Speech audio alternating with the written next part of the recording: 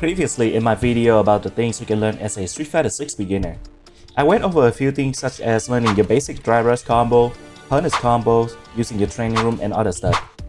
For those things you don't really have to go too much into detail to actually understand how they work, but those things can only get you so far, and eventually you will hit a wall where you'll require a bit more knowledge to get to master.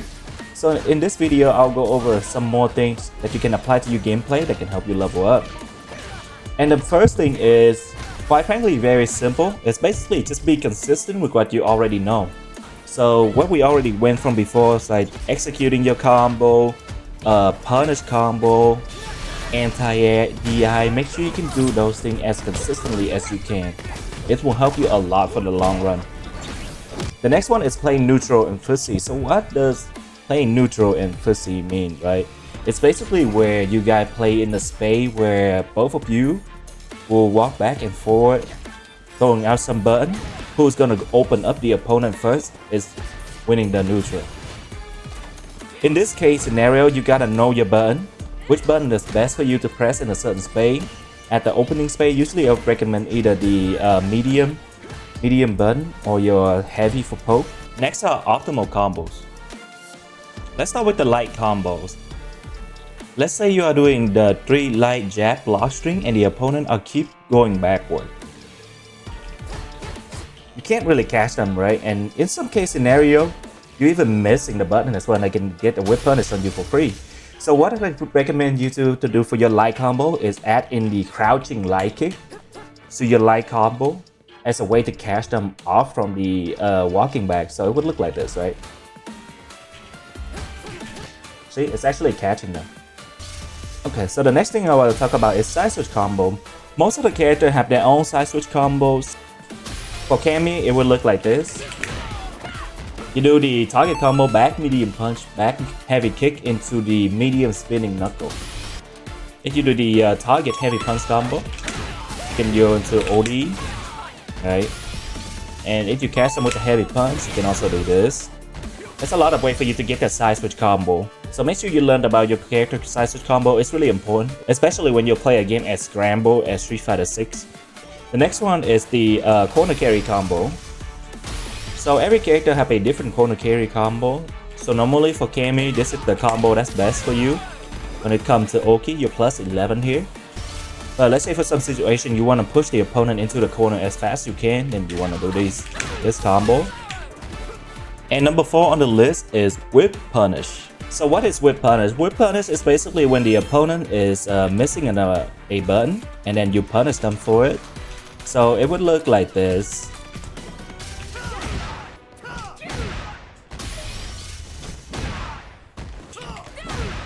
Not only does it take away their dry gauge, but you get the pressure. You make them walking back more. You make them more conscious about their button decision. A lot of things you can do. Usually in the neutral, the first thing you should always looking for is like a whip punish playing neutral, or like catch them walking forward for like a low kick, right? So that's why you always want to stand your ground and walk back and forth, manipulating the space, make them thinking that their button is gonna hit, but in reality it's gonna whip, and you're gonna have to capture that moment. Coming up next is my favorite, shimmy. So what is shimmy, right? Shimmy is basically you just walk up forward. Make your opponent thinking that you're gonna throw them. Usually throw, block off. So that is shimmy, right? Right. The reason why this is so strong is usually on block, you probably want to go for a throw.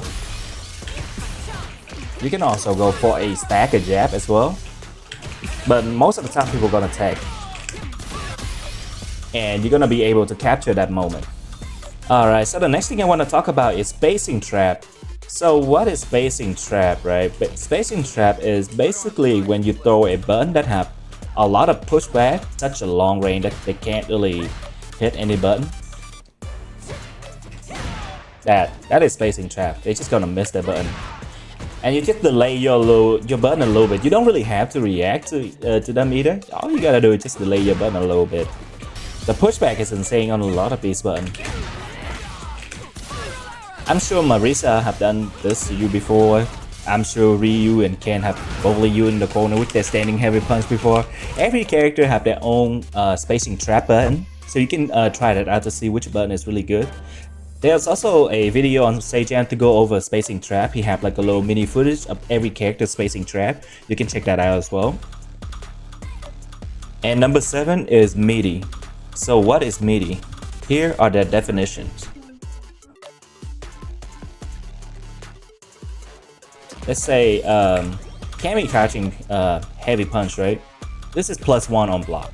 It's basically her only plus button on block, but how can you take make it even stronger is, so for Cammy, if you do this combo with a light kick and then you press crouching heavy punch, it went from +1 to +4. So what does that mean, right? So +1, your jab is gonna be really good. Right, so your jab is always gonna beat them. But if you're +4, you also can throw a bigger button, right? Like this 7 frame button. Normally, if you throw the 7 frame button in this situation when it's only +1, it's gonna lose. Right? It's gonna lose every single time. But because of the meaty, you can actually go into something that's even stronger, and it's gonna help you get more of a reward. Coming up next is safe jump. So whenever you do a combo and the frame data say 42 frame or even like 41 frame, you get a safe jump. So what does safe jump mean? Right? So if we put the dummy on wake up reversal, wake up light punch, I would say, right? Wake up light punch, that's the fastest button in the game, right? It's gonna hit them. Now, if they wake up OD reversal, OD Shoryuken, this is invincible, right?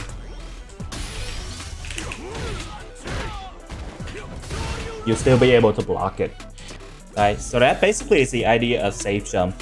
Why? The only way for them to deal with it, I think, is only perfect parry. And even with perfect parry, they can't punish it either. It's only -3.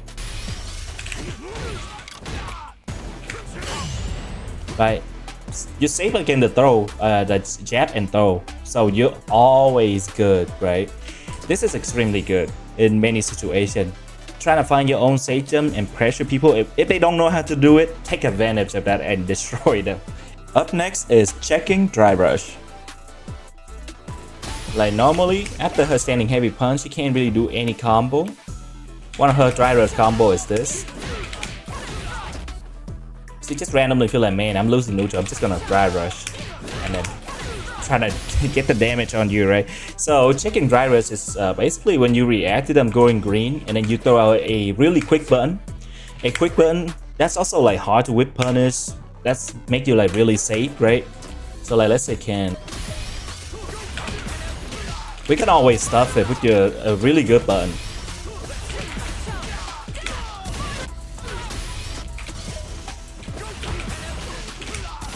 The light kick also is good as well.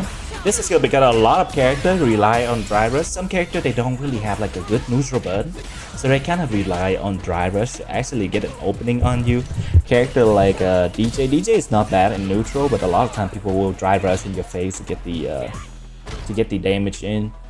Sometimes they do dry rush, sometimes they do dash. Make sure you check both of them. Jury is one of the really popular options as well because her dry rush pressure is insane.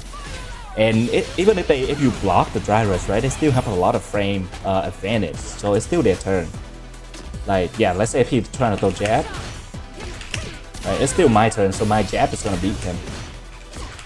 Right, so even on block, it's still really tough to deal with.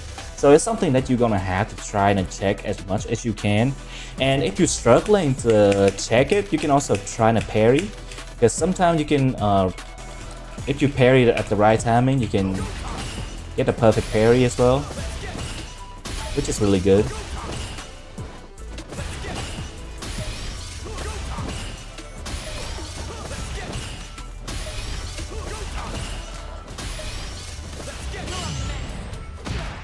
Then you can take the turn back. The last thing we're gonna go over is dry gaze management. So in this game, dry gauge is super important. When you're in burnout, it's pretty much cooked. You can pretty much make any comeback as you want. I will show you guys like the game footage that can show you like how important it is for dry gauge. So if you look at this footage right here, his dry gauge was really low, but that perfect parry basically saved his dry gauge and give him a chance of winning the game.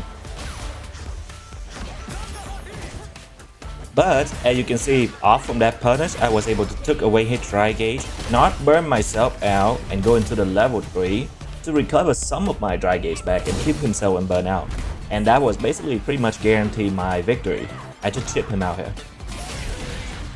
On this one, my dry gauge was basically non-existent, so what do I do to get my dry gauge back, right?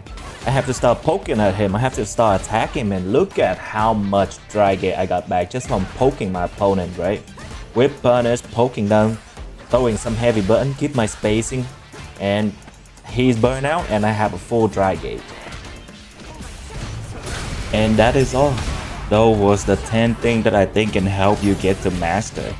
Of course there are more things we can cover, but I really don't think you need those things yet, such as delay tech, delay throw, delay jab, backdash. I don't think you need all those to get to master. It's pretty easy to get to master. But I will make another video to go over those options as well.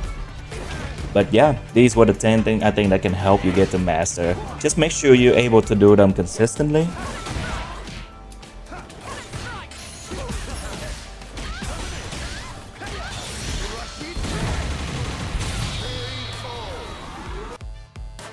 I also do personal coaching as well. If you feel like the video is a little bit complicated, you want like an one-on-one session, you want me to look at your replay review, stuff like that, right? Then I can help you anytime. Just pick out a time that are available for me, for both you and me.